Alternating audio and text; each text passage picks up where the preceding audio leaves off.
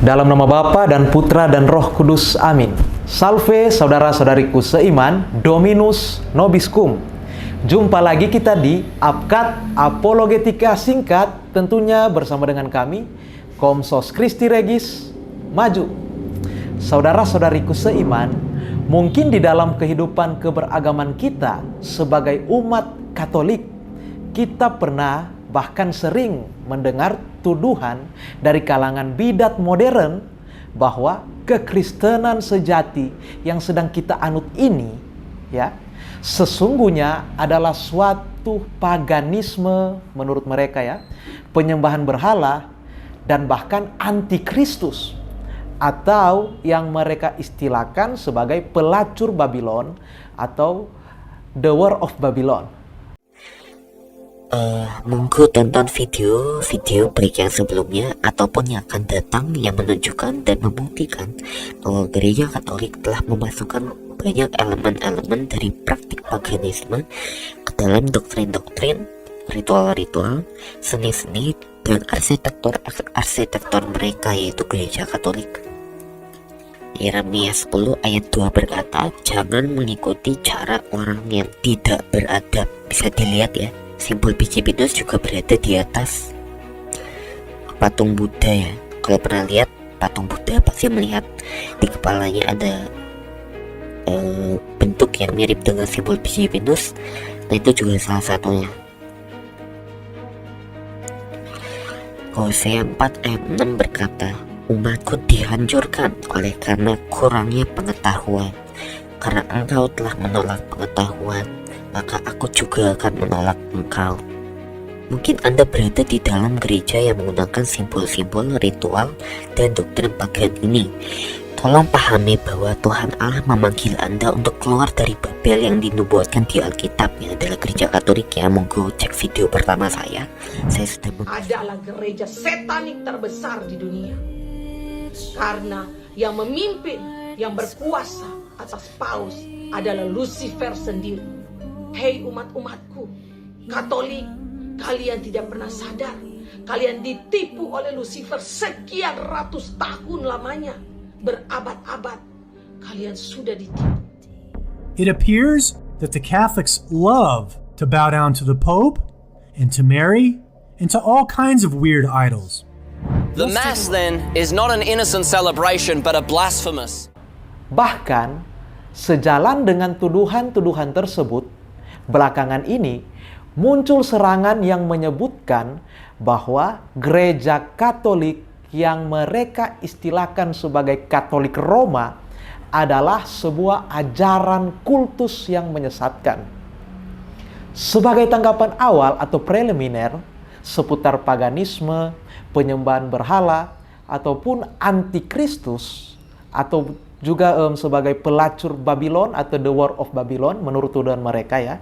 Secara to the point, kami Apkat tegaskan bahwa semua tuduhan tersebut bukan hanya palsu, melainkan juga adalah suatu penyesatan yang berdampak pada keselamatan jiwa para bidat penuduh itu.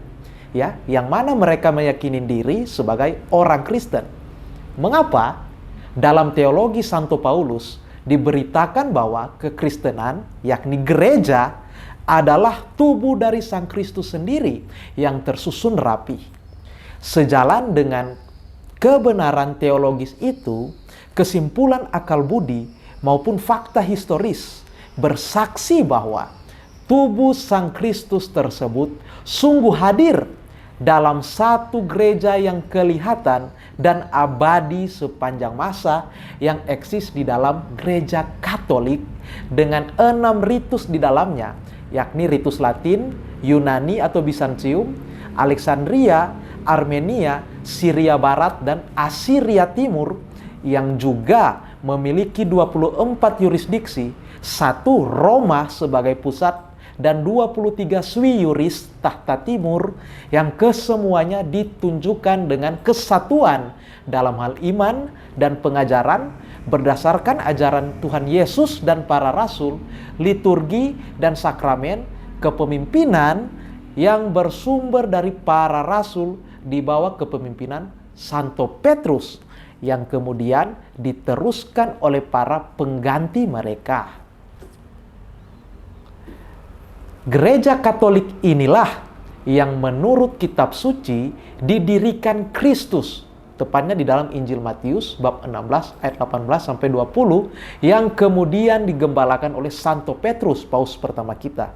Inilah gereja yang kemudian disebut sebagai Kristen pertama kali di Antioquia, yang juga oleh Santo Paulus disebut sebagai tiang penopang dan dasar kebenaran. Gereja inilah keturunan Abraham dan Israel baru atau Israel sejati, Yahudi rohani. Tidak ada satupun gerakan, bentuk keagamaan, maupun seluruh denominasi atau sekte yang bisa mengklaim diri secara valid bahwa mereka adalah tubuh mistik Sang Kristus, sebagaimana kebenaran dari iman kekatolikan. Ya. Alasannya satu, karena kesaksian secara logis, historis, sejarah, maupun teologis memberitahukan bahwa bentuk-bentuk yang menyatakan diri sebagai Kristen di luar kekatolikan sungguh didirikan oleh manusia-manusia modern dengan subjektivismenya masing-masing, dan juga fakta yang tak bisa dibantah ialah mereka didirikan oleh manusia. Untuk itulah, jika gereja Katolik adalah tubuh mistik Sang Kristus, maka Sang Kristuslah sang kepala dari gereja Katolik, dan kita adalah tubuh dari sang kepala itu. Sehingga apa yang dialami oleh sang kepala, begitu pula akan dialami oleh sang tubuh. Apa yang dialami oleh pribadi Sang Kristus itu pula yang dialami oleh kita gereja Katolik. Maka, sebagaimana sang kepala pernah dituduh oleh pikiran sesat manusiawi bahwa ia mengusir setan dengan kuasa Beelzebul, penghulu setan, ya, maka tak heran jika kita gereja Katolik tubuh mistiknya pun dituduh oleh kesesatan modern sebagai paganisme, penyembahan berhala, ataupun antikristus. Maka, sebagaimana bantahan dari sang kepala atas tuduhan terhadapnya, kita pun sebagai tubuh mistiknya amat tepat memberikan bantahan yang sama dan selaras terhadap tuduhan-tuduhan tersebut, bahwa setiap kerajaan yang terpecah-pecah pasti binasa, dan setiap rumah tangga yang terpecah-pecah pasti runtuh jikalau paganisme, penyembahan berhala, dan antikristus itu menurut mereka tak lain adalah gereja Katolik, padahal kita kekatolikan sendiri mengutuk semuanya itu. Bagaimanakah semua kesesatan tersebut dapat bertahan? Sebab para bidat modern berkata, tubuh mistik Sang Kristus adalah antikristus. Jadi, jika tubuh mistik Sang Kristus adalah antikristus, lantas siapakah dan disebut apakah pengikut-pengikut bidah modern yang bukan tubuh mistik Sang Kristus? Sebab itu, merekalah yang akan menjadi hakimu. Untuk itulah, dalam video upcut kali ini, kita akan memfokuskan bantahan pada tuduhan terkini yang mengatakan bahwa gereja Katolik adalah sebuah ajaran kultus yang menyesatkan. Pertama, kepemimpinan otoriter. Kedua, penipuan. Dan ketiga, pemanfaatan teknik mind control, atau yang lebih dikenal dengan istilah teknik cuci otak. Dan dalam video ini, saya akan menguraikan poin yang pertama, yaitu sebuah kultus berkepemimpinan otoriter. Stephen Hassan menguraikan, intinya, sebuah kultus berbahaya adalah sebuah kelompok yang dipimpin oleh seseorang atau sekelompok orang yang otoriter, yang memiliki kendali hampir sepenuhnya atas anggotanya. Para pemimpin kultus yang berkarismatik ini seringkali mengklaim memiliki kuasa ilahi atau dunia lain. Banyak agama yang sah memiliki tokoh-tokoh berpengaruh yang menginspirasi dedikasi yang sangat besar. Menjadi pemimpin yang kuat pada dasarnya tidak salah, meskipun ada potensi untuk penyalahgunaan. Sebuah kelompok menjadi berbahaya ketika pemimpinnya secara aktif menggunakan kekuatannya itu untuk menipu anggotanya, dan merampas individualitas mereka. Di dalam kutipan ini, saya akan fokus menjelaskan ciri-ciri inti dari sebuah kultus, yaitu yang pertama, pemimpin kultus ini berkarismatik, yang seringkali mengklaim memiliki kuasa ilahi atau dunia lain. Kedua, dipimpin oleh seseorang atau sekelompok orang yang berkepemimpinan otoriter. Nah, pertanyaannya adalah, apakah kelompok saksi-saksi Yehua dan Gereja Katolik Roma memiliki dua ciri kultus itu? Saksikan video ini sampai tuntas, agar Anda tidak salah paham.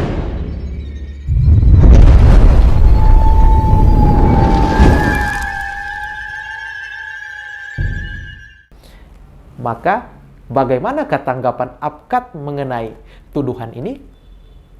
Let's check it out.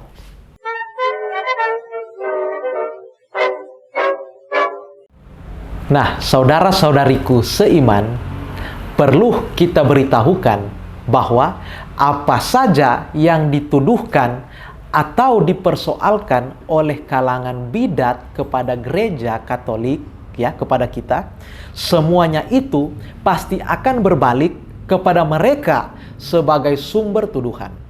Artinya, serangan-serangan mereka bukan hanya bisa kita bantah atau dipatahkan, melainkan juga akan berbalik kepada mereka sendiri sebagai si penuduh. Begitu pula dengan tuduhan bahwa gereja Katolik adalah ajaran kultus semata. Sebentar akan kita buktikan. Berikut ini definisi kultus yang diterima atau disetujui, kemudian dianut oleh si penuduh. Nah, kita mulai dari definisi kultus menurut Kamus Bahasa Indonesia yang memiliki beberapa arti dan pengertian. Yang nomor 3, yaitu penghormatan secara berlebih-lebihan kepada orang, paham atau benda. Dengan kata kerja mengultuskan, yaitu mendewa-dewakan, memuja-muja, adalah pemahaman yang akurat dan lebih tepat yang akan digunakan di dalam bahasan video ini.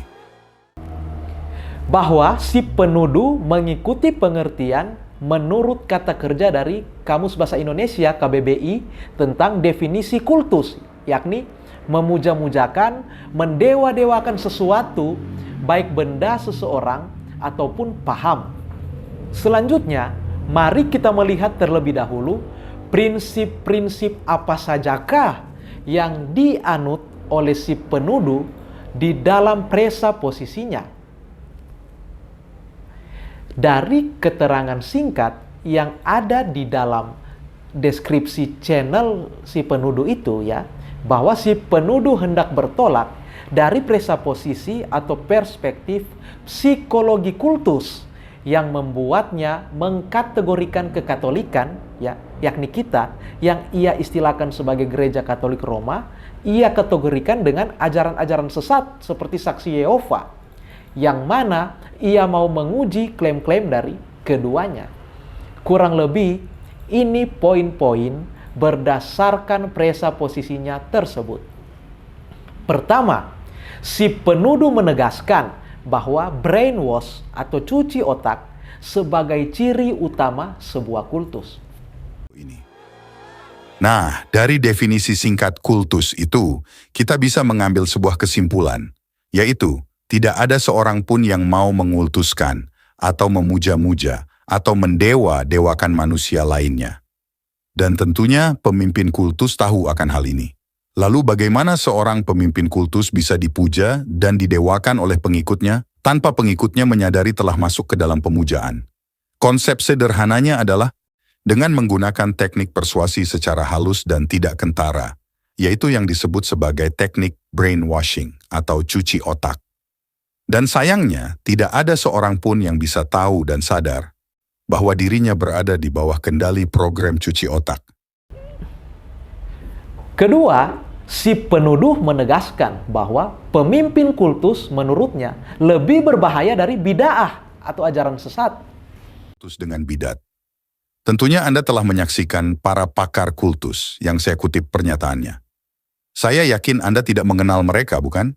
Ini karena mereka bukan ahli di bidang teologi, melainkan psikologi. Mereka adalah para psikologis dan akademisi universitas yang memiliki reputasi di bidangnya. Misalnya, Robert J. Lifton, dulunya seorang dosen di Yale dan Harvard University, yang terkenal karena studinya tentang sebab dan akibat psikologis perang dan kekerasan politik, dan karena teorinya tentang reformasi pemikiran atau brainwashing. Demikian juga Margaret Singer, seorang dosen dan peneliti di bidang psikologi brainwashing. Saya persilahkan Anda melihat profil masing-masing para ahli kultus yang saya jadikan referensi. Mereka bukanlah kaleng-kaleng, tetapi memang pakar di bidangnya. Nah, oleh karena itu, di dalam buku-buku para pakar kultus itu, mereka sama sekali tidak berbicara tentang teologi, melainkan psikologi. Bagi pakar kultus itu, kelompok kultus berkedok agama hanya memanfaatkan kitab suci sebagai suatu alat untuk memanipulasi dan mengeksploitasi pengikutnya untuk beroleh kekayaan, kekuasaan, atau seks. Tentunya, ini berbeda dengan bidat yang masuk ke dalam bidang teologi. Para ahli bisa memperdebatkan suatu ayat itu disebut sesat atau tidak. Sedangkan pakar kultus akan mengkaji motivasi pemimpin kultus itu dalam memanfaatkan Alkitab sebagai suatu alat manipulasi dan eksploitasi.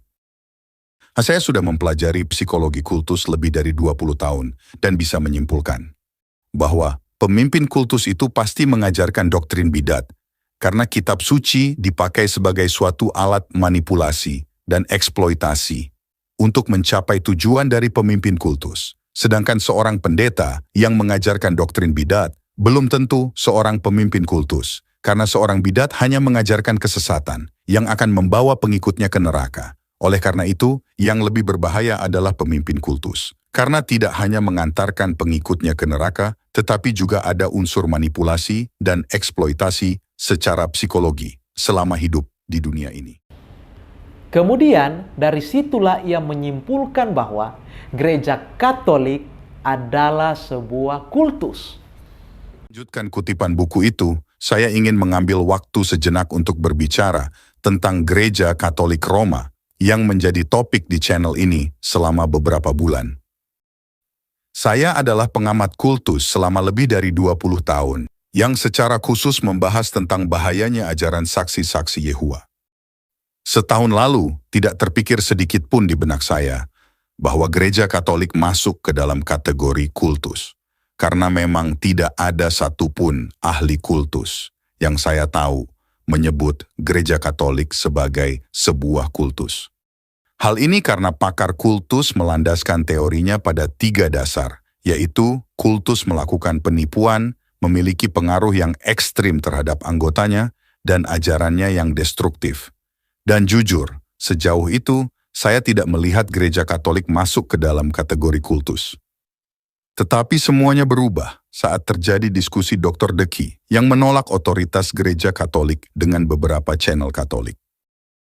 Dan saya membaca komentar-komentar umat Katolik yang sungguh mirip dengan caranya saksi Yehuwa berargumen. Seperti misalnya, umat Katolik dengan begitu mudahnya melabel bidat kepada Dr. Deki. Hanya karena Dr. Deki menolak otoritas gereja Katolik didirikan oleh Kristus. Kemudian ada channel umat Katolik, misalnya, Damai Kasih Channel yang meraung-raung kesakitan membahas penolakan otoritas Paus oleh Dr. Deki.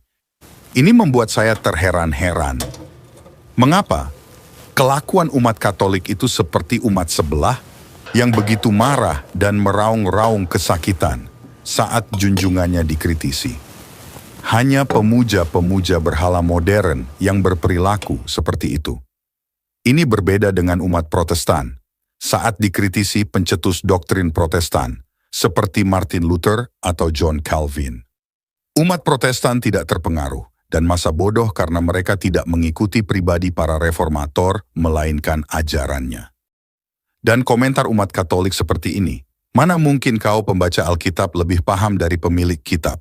Komentar ini menunjukkan bahwa yang ada di benaknya adalah Alkitab itu dibuat dan dikuasai oleh Katolik, sedangkan umat Kristen lainnya hanya meminjam. Orang ini pikir Alkitab itu monopoli gereja Katolik. Dan banyak komentar-komentar lainnya yang menunjukkan bahwa pola pikir kultus yang saya ketahui ada di dalam kepala umat Katolik. Tetapi bagaimanapun juga, apa yang saya sampaikan adalah sebuah dugaan gereja Katolik itu sebuah kultus berdasarkan analisa yang diperoleh melalui buku-buku Psikologi Kultus yang saya baca. Dan saya sangat merekomendasikan bagi siapapun untuk membacanya. Ingat, gereja Katolik sebagai sebuah kultus hanyalah sebuah dugaan. Kesimpulan akhirnya ada di tangan Anda sebagai penonton channel ini. Dan mungkin, jika para pakar kultus hidup di abad pertengahan, mereka akan menilai gereja Katolik secara berbeda. Mengapa para pakar kultus itu akan menemukan pengaruh ajaran Katolik yang ekstrim dan destruktif di abad pertengahan itu? Misalnya, para paus adalah sosok pemimpin yang sangat otoriter. Jika ada yang menentang ajaran paus, maka para penentang itu akan dipersekusi, disuksa, dan bahkan dibunuh. Gereja Katolik memberikan indulgensi kepada Laskar Katolik untuk memenangkan pertarungan di Perang Salib. Gereja Katolik memberikan indulgensi atau pengampunan dosa sebagai sebuah iming-iming agar orang mau ikut berperang. Ini dapat dinilai sebagai sebuah ajaran yang destruktif oleh pakar kultus, karena ajaran itu akan mendorong para laskar itu mengorbankan nyawa mereka untuk gereja. Tetapi semuanya itu dulu, sekarang tidak terjadi lagi. Tetapi, apakah karena terjadinya di masa lalu, berarti gereja Katolik tidak masuk dalam kategori ciri-ciri sebuah kultus? Silahkan Anda nilai sendiri. Nah, berkenaan pula dengan prinsip-prinsip yang ia anut ya, yakni si penuduh, dia kerap kali menggunakan teori-teori dari para pakar psikologi kultus. Salah satunya ialah dari buku yang ditulis oleh seorang psikiatri ternama Robert J. Lifton yang berjudul Thought Reform and the Psychology of Totalism, A Study of Brainwash in China. Pada dasarnya, buku tersebut merupakan hasil penelitian psikologi tentang cuci otak. Penelitian Lifton untuk buku tersebut ya dimulai pada tahun 1953 dengan serangkaian wawancara dengan para prajurit Amerika yang ditawan selama Perang Korea. Jika kita merujuk pada buku tersebut secara objektif, Lifton si penulis menguraikan terdapat 8 kriteria reformasi pemikiran sebagai poin utama dalam buku tersebut. Pertama, Milo control. Kedua, mystical manipulation.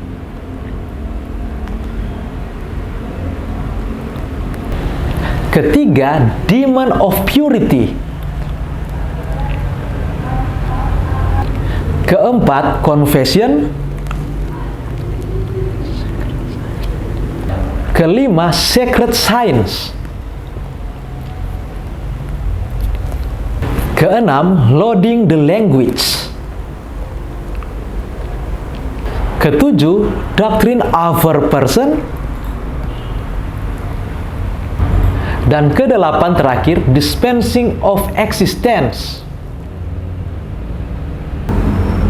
Maka, jika dasar yang ia gunakan adalah teori dari salah satu konsentrasi keilmuan, dalam hal ini keilmuan psikologi semata, maka itu artinya seluruh pembuktian si penuduh dan argumentasinya dari tuduhan-tuduhannya hanyalah sebuah hipotesis belaka.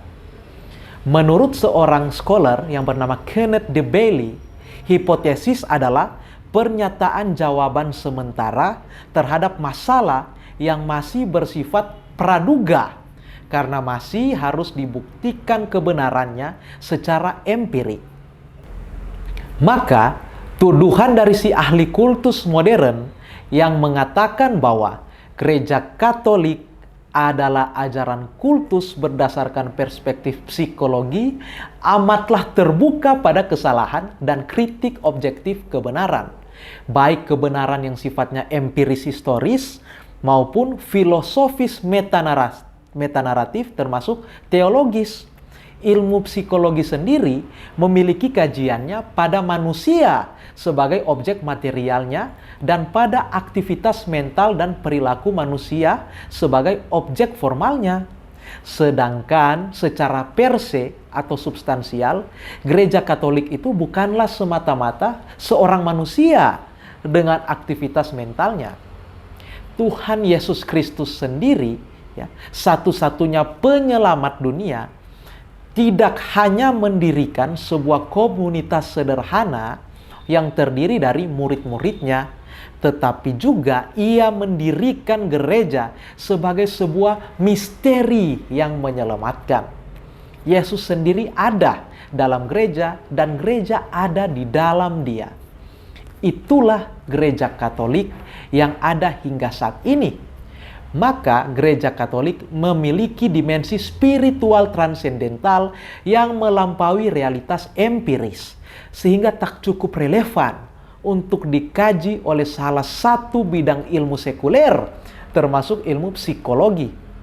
Gereja Katolik mengandung misteri metafisik yang perlu dilihat dalam kacamata iman atau teologis spiritual. Menurut hemat apologetik kami, alasan utama si ahli kultus modern penuduh merasa yakin untuk menggolongkan gereja Kristus yang kelihatan ini sebagai ajaran kultus ialah karena adanya otoritas mutlak nan tunggal yang tak dapat salah yang kita anut sebagai salah satu pilar keimanan kita yang kita sebut sebagai magisterium. Atau pula karena ada salah satu dogma kudus yang kita anut yang kita sebut sebagai infalibilitas paus. Ditambah lagi dengan adanya sikap ketaatan kita atas semuanya itu yang kita sebut sebagai obsequium. Maka dengan adanya ajaran tentang otoritas beserta praktik ketaatan terhadap otoritas tersebut, pada akhirnya si ahli kultus penuduh merasa yakin bahwa gereja Kristus yang kelihatan ini adalah sungguh-sungguh sebuah contoh sempurna dari kultus menyesatkan di samping saksi-saksi Yehova, ajaran sesat Mormon, dan lain-lain yang melakukan brainwash dan memenuhi 8 kriteria reformasi pemikiran menurut teori Lifton tadi, terutama pada poin tentang Melo control, mystical manipulation, dan doctrine of over person. Tak hanya menyimpulkan kalau ajaran kita tentang otoritas beserta praktik ketaatan terhadap otoritas tersebut adalah ajaran kultus, si penuduh itu tiba pada penyimpulan bahwa kita sudah jatuh pada penyembahan berhala modern tanpa sadar oleh karena ajaran-ajaran tersebut. Nah, jika Romo Bayu mengajarkan bahwa menyembah Allah berarti mengakui Allah sebagai pencipta dan penyelamat, dan penyelamat kita hanya Allah, tetapi Katolikisme Romawi mengajarkan bahwa Allah bukanlah satu-satunya juru selamat, karena Paus juga mengklaim dirinya bisa menyelamatkan. Apakah bisa pengikut Katolikisme Romawi telah melakukan penyembahan berhala tanpa mereka sadari? Nah, kita kembali ke pertanyaan awal kita, yaitu bagaimana kita tahu bahwa pengikut Katolikisme Romawi pemuja dan penyembah pemimpinnya sendiri? Tentunya sekarang Anda bisa menyimpulkannya sendiri, bukan? Silahkan renungkan baik-baik. Apakah Anda mengikuti dan mentaati Yesus Kristus atau mengikuti dan mentaati Paus? Siapakah yang Anda puja dan sembah? Inilah alasan utama saya mengapa saya tidak mungkin menjadi seorang Katolik Roma. Maka, bagaimanakah kita awam Katolik dapat menanggapi semua tuduhan dari si ahli kultus ini? Sebenarnya cukup mudah bagi Abkat sebagai perwakilan awam Katolik untuk menanggapi semua tuduhan ini. Jika si ahli kultus modern ini berpendapat bahwa gereja yang ia sebut sebagai Katolik Roma adalah ajaran kultus dan penyembah berhala modern tanpa sadar oleh kriteria tentang adanya otoritas dan sikap ketaatan kita terhadap otoritas tersebut, kalau itu yang ia maksudkan, maka patut kami akan tegaskan bahwa semua tuduhan hipotetisnya ini itu berkonsekuensi total bagi dirinya. Mengapa? Karena secara langsung ia telah menuduh kalau kekristenan yang historis sepanjang masa adalah sebuah ajaran kultus dan penyembahan berhala modern. Mari kita tunjukkan secara lebih detail konsekuensi dari tuduhan ini. Ya, berdasarkan apa? Fakta sejarah gereja terutama ya, yang objektif. Ketika si penuduh berkata, Buat saya terheran-heran. Mengapa kelakuan umat Katolik itu seperti umat sebelah yang begitu marah dan meraung-raung kesakitan saat junjungannya dikritisi? Hanya pemuja-pemuja berhala modern yang berperilaku seperti itu. Ini berbeda dengan umat Protestan saat dikritisi pencetus doktrin Protestan seperti Martin Luther atau John Calvin. Umat Protestan tidak terpengaruh dan masa bodoh karena mereka tidak mengikuti pribadi para reformator melainkan ajarannya. Dan komentar umat Katolik seperti ini, mana mungkin kau pembaca Alkitab lebih paham dari pemilik kitab? Komentar ini menunjukkan bahwa yang ada di benaknya adalah Alkitab itu dibuat dan dikuasai oleh Katolik, sedangkan umat Kristen lainnya hanya meminjam. Orang ini pikir Alkitab itu monopoli gereja Katolik. Dan banyak komentar-komentar lainnya yang menunjukkan bahwa pola pikir kultus yang saya ketahui ada di dalam kepala umat Katolik. Tetapi bagaimanapun juga, apa yang saya sampaikan adalah sebuah dugaan gereja Katolik itu sebuah kultus berdasarkan analisa yang diperoleh melalui buku-buku psikologi kultus yang saya baca. Dan saya sangat merekomendasikan bagi siapapun untuk membacanya. Ingat, gereja Katolik sebagai sebuah kultus hanyalah sebuah dugaan. Kesimpulan akhirnya ada di tangan Anda sebagai penonton channel ini. sejak saat itulah ia telah menduga bahwa teladan doktrinernya, yakni si Bapak Reformasi, Luther, sebagai penganut ajaran kultus dan penyembah berhala. Karena apa? Karena semasa hidupnya, sang Bapak Reformasi tersebut pernah memerintahkan pengikutnya untuk berlaku seperti ini. Kita diwajibkan untuk bersandar pada gereja Katolik, bahwa mereka memiliki sabda Tuhan yang kita terima dari mereka. Jika tidak, kita tidak dapat mengetahui apapun tentang itu. Selain Luther, ya, Bapak Reformator kenamaan lainnya, yakni Ulrich Zwingli, sungguh menganut pentingnya otoritas atau wewenang ilahi terkait keberimanan, secara khusus terkait keabsahan Injil atau kitab suci, tepatnya pada tesis Zwingli yang nomor 1. Ya. Tuduhannya tersebut juga berdampak pada Bapak Gereja ternama kita, pilar kekristenan Barat, yakni Sang Dr. Rahmat Santo Agustinus, yang juga diakui oleh gerakan-gerakan bidat mereka sebagai Bapak Gereja mereka juga. Saya sendiri adalah seorang Calvinis atau seringkali disebut Reform. Dan kalau tadi Pak Henry Tan tidak percaya Bapak Gereja, saya percaya Bapak Gereja. Bapak Gereja kami, John Calvin.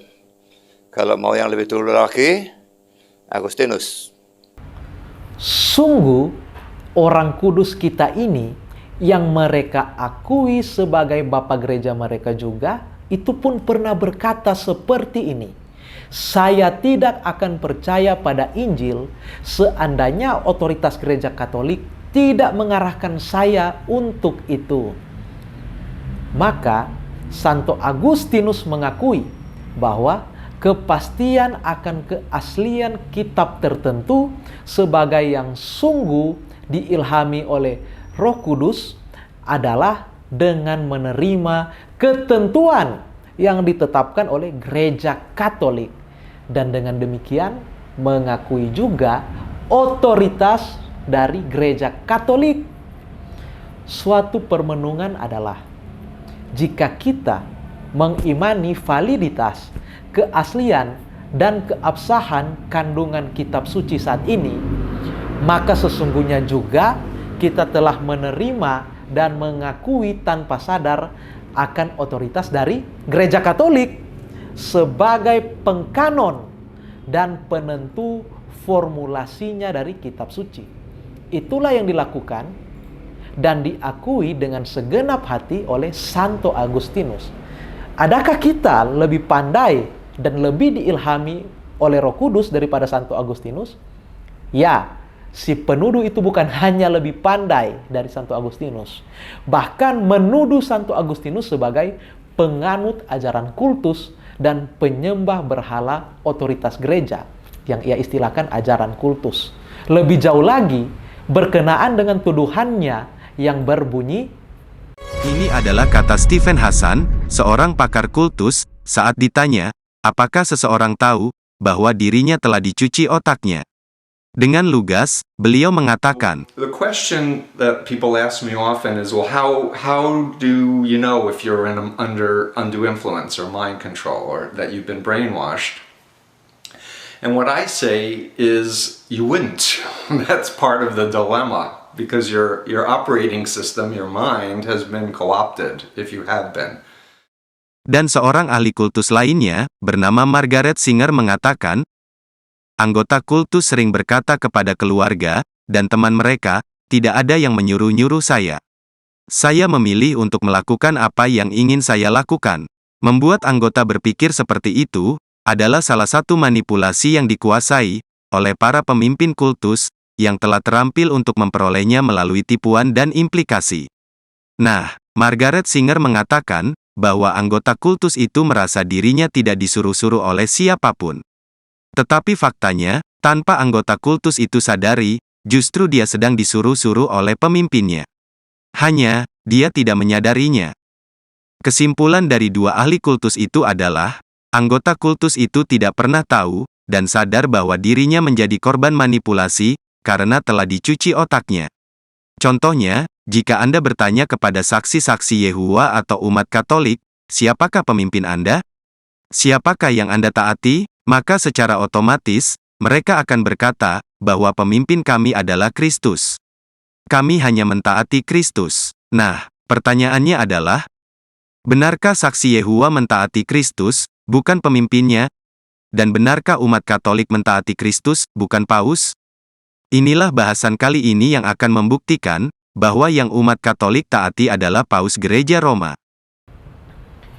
Maka saat itulah, si ahli kultus ini telah menyimpulkan bahwa semua bapak gereja adalah anggota kultus yang telah mengalami brainwash karena mengikuti dan tunduk pada Paus di Roma dan bukan pada Tuhan Yesus Kristus. Mengapa? Secara khusus bapak-bapak gereja timur yang merupakan pilar pembela ortodoksi iman kekristenan yang mendasar. Mengapa? Karena Santo Maximus, sang pengaku iman dari Konstantinopel, yang dipandang sebagai bapa gereja atau teolog besar dari tradisi Yunani, itu pernah menegaskan seperti ini, bahwa gereja Roma telah dianggap oleh semua gereja di setiap bagian dunia sebagai gereja yang paling agung, yang menurut janji Kristus Juru Selamat kita, gerbang neraka tidak akan pernah menang melawannya, dan memiliki kunci pengakuan iman ortodoks yang lurus dan iman yang benar kepada Tuhan. Sehingga menurut hemat si ahli kultus penuduh, bahwa Bapak Maximus ini adalah contoh dari seorang anggota agama kultus yang telah dicuci otak. Juga Santo Basilius Agung, yang merupakan salah satu dari 3 Bapak Kapadokia, yakni Bapak gereja yang melawan bid'ah Arianisme dan bid'ah Makedonianisme, ya, yang menolak ketuhanan Yesus dan ketuhanan Sang Roh Kudus, itu pernah mengirim surat kepada Santo Athanasius, sang pembela ketuhanan Yesus Kristus, yang berisikan usulan untuk memohon kepada Paus untuk menyelesaikan kekacauan di gereja timur akibat ajaran sesat Arianisme. Lewat suratnya tersebut, Santo Basilius Agung sungguh memahami bahwa gereja Roma mempunyai otoritas superior sehingga berhak untuk mengatur gereja timur. Maka berdasarkan teori si ahli kultus penuduh, Santo Basilius adalah pelaku brainwash yang mencuci otak Santo Athanasius agar menjadi anggota kultus Roma dan melakukan penyembahan berhala otoritas paus. Sehingga semua bapak gereja yang menganut hal yang sama adalah pelaku ajaran kultus penyembahan modern. Seperti misalnya Santo Methodius yang membaptis bangsa Rus, yang berkata bahwa tidak ada konsili ekumenis tanpa adanya otoritas uskup Roma. Bahkan jika kita mundur lagi ke era para muridnya rasul-rasul, yakni era para bapak-bapak apostolik, maka tuduhan si ahli kultus ini amat telak tertuju kepada para bapak kudus, seperti Bapak Irenaeus, Uskup Lyons, yang adalah cucu murid dari Rasul Yohanes. Sebab Santo Irenaeus mengajarkan agar setiap gereja apostolik harus taat dan setuju kepada otoritas gereja Roma. Selanjutnya, tuduhan yang sama pun akan tertuju pula pada Bapak Gereja Cyprianus, Uskup Kartago, yang oleh karena isi suratnya kepada Paus Cornelius di Roma tahun 252 itu menyatakan bahwa gereja Roma tidaklah mungkin memiliki kesesatan. Tuduhan si ahli kultus yang sedemikian hipotesis itu turut pula menghantam Bapak Apostolik Santo Ignatius dari Antioquia yang merupakan murid didikan langsung dari para Rasul Kristus. Karena Santo Ignatius mengajarkan bahwa gereja Roma adalah guru bagi semua oleh karena otoritas mutlaknya. Hal itu berarti bapak-bapak apostolik adalah korban atau pelaku cuci otak untuk kultus yang memberhalakan paus dan gereja Roma tanpa sadar. Termasuk pula ketika si ahli kultus berpendapat bahwa Tetapi jika ada seseorang mengaku dirinya sebagai wakil atau nabi Allah, maka banyak orang akan mempercayainya. Oleh karena itu, cara termudah pemimpin kultus memanipulasi dan membodohi orang lain adalah dengan mengklaim dirinya sebagai nabi atau wakil Allah, sehingga dengan demikian ia memiliki otoritas ilahi. Jadi yang diinginkan pemimpin kultus adalah otoritas ilahi. Mengapa sangat penting bagi pemimpin kultus untuk beroleh wewenang ilahi?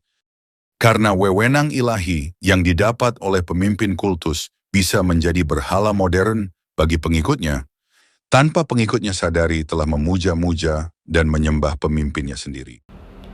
tuduhan tersebut sungguh menyeret isi kanon ke-39 dari Konsili Nikea yang menyatakan tentang keutamaan uskup Roma. Kanon ini merujuk kepada keutamaan uskup Roma di atas semua. Tuduhan yang sama tersebut pun berdampak pula pada sang pengkanon kitab suci yang oleh otoritasnya semua yang mengaku Kristen dapat memiliki banyaknya versi Alkitab saat ini. Yaitu siapa? Paus Santo Damasus pertama, oleh karena beliau menegaskan keutamaan gereja Roma yang berotoritas mutlak, tanpa noda dan tanpa cacat, infallible. Dampak dari tuduhan si ahli kultus modern tersebut turut dialami pula oleh Santo Clemens sebagai pelaku brainwash menurutnya dan pengajar penyembahan berhala modern, ya, suatu kultus. Karena apa? Karena mengajarkan tentang otoritas yang ia miliki dari Tuhan sebagai uskup Roma. Dengan tuduhan ini, si penuduh itu pun akhirnya menyimpulkan secara tak sadar bahwa Rasul Paulus sendiri adalah anggota ajaran kultus yang sejati, sewaktu Rasul Paulus memilih untuk berkonsultasi kepada otoritas Rasul Petrus atau gereja dan bukan pada ayat-ayat kitab suci sewaktu menghadapi dilema doktrin yang tercatat di dalam Kisah Para Rasul bab 15 ayat 1-2. Padahal Rasul Paulus meyakini setiap ayat Alkitab adalah theopneustos atau dihembuskan Allah. Namun ia memilih takluk pada keputusan gereja. Ketimbang apa? Ketimbang langsung menafsirkan ayat Alkitab yang ada di tangannya. Maka Rasul Paulus adalah contoh terbaik dari seorang penganut ajaran kultus yang telah di brainwash untuk menyembah otoritas gereja dan bukan Allah. Dan puncak atau hasil akhir dari semua tuduhan si ahli kultus ini tanpa ia sadari ialah menyimpulkan bahwa Sang Mesias, Tuhan dan Juru Selamat kita Yesus Kristus sebagai sumber dan asal muasal dari sistem brainwash dalam ajaran kultus. Alasan utama mengapa gereja Katolik atau kekristenan itu sendiri memiliki otoritas mutlak atau wewenang ilahi ialah karena Kristus sendiri mempercayakan seluruh kawanan dombanya agar diberi makan dan diperintah oleh Santo Petrus, tepatnya di dalam Injil Yohanes bab 21 ayat 15 sampai 17. Ya. Faktanya dalam Injil Yohanes bab 21 ayatnya yang ke-16 tersebut tepat pada perintah kedua dari 3 perintah gembalakanlah, Sang Mesias menggunakan kata dalam bahasa Yunani yakni poimane. Poimane adalah bentuk imperatif aktif masa kini orang kedua tunggal dan dari kata kerja poimano yang berarti saya menggembalakan. Itu menjaga atau memerintah. Kata kerja poimano ini digunakan berulang kali di dalam kitab Wahyu untuk mengungkapkan otoritas Yesus sendiri dalam hal memerintah, pemerintahan Yesus. Maka itu berarti Sang Kristuslah yang menetapkan otoritasnya sendiri atas Rasul Petrus yang menandakan bahwa ia memiliki wakilnya di bumi atas gerejanya. Otoritas inilah yang mengalir ke setiap jabatan pengganti Rasul Petrus sebagaimana pengakuan dan kesaksian bapak-bapak gereja itu sendiri. Sehingga sekali lagi, si ahli kultus modern ini telah menuduh Tuhan dan Juru Selamat itu sendiri sebagai pendiri, penggagas, bahkan pencipta ajaran kultus penyembahan berhala modern. Oh ya, tak hanya itu saja ya. Tuduhannya ini pun akhirnya secara otomatis menjawab sekaligus membantah tuduhan dari seorang bidat yang lain yang mengemukakan bahwa bukti terawal mengenai kepemimpinan tunggal uskup Roma atau paus baru ada pada pertengahan abad kedua. Padahal jangankan pertengahan abad kedua loh, sebagaimana yang telah kita lihat bahwa kesaksian kekristenan sepanjang abad pun menunjukkan fakta adanya otoritas tunggal yang mutlak terfokus yang Kristus berikan sendiri atas Santo Petrus wakilnya. Otoritas itulah yang menjadi dasar pijakan atau sumber serta cikal bakal bagi supremasi kepausan atau keutamaan uskup Roma itu sendiri. Hal mana tipologinya telah ditetapkan oleh Yahweh sendiri dalam perintahnya melalui Musa kepada Israel tentang adanya suatu otoritas keagamaan yang bisa menetapkan undang-undang beserta putusan-putusan definitif yang bersifat mengikat disertai adanya ancaman atau sanksi dosa berat bagi siapa saja yang menentangnya.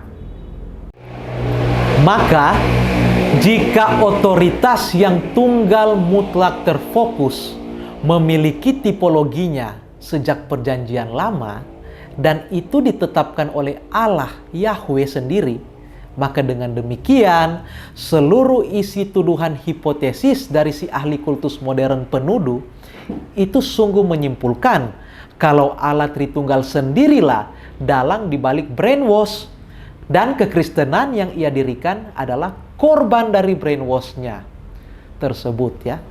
Sehingga menjadi sebuah kultus penyembahan berhala modern.